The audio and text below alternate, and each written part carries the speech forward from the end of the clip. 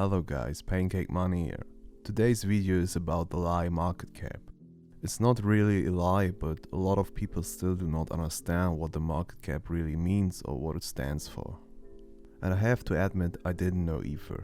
When I was younger and had my first jobs to earn money, I realized I couldn't work like this for my entire life. So I started thinking about ways to make money. Don't get me wrong, I respect everyone who earns money for himself or for his family, and I don't care how they do it, but I always care how I make my money. So I started my own business. I bought things at flea markets and sold them online. Sometime later I traded Japanese koi carps. I followed everything that interested me. At some point I came across cryptocurrencies when it came to investing.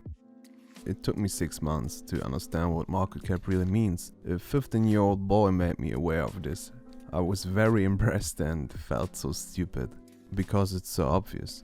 And the reason why I'm doing this video is that so many people I talk to about cryptos think that when a market cap is worth $1 million, that so much money is invested in a project.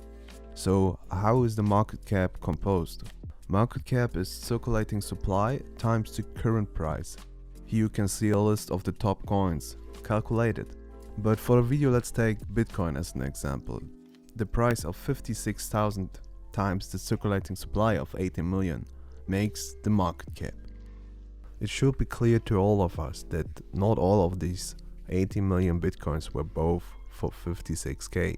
So the market cap does not say how much money is in a project. It's only pointing the way in the best case.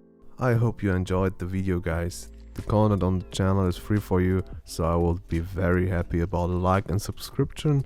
Every Tuesday there are videos about crypto topics, and on Sunday there come a video about 1000x coins. Because we have only one mission here, and that is mission money.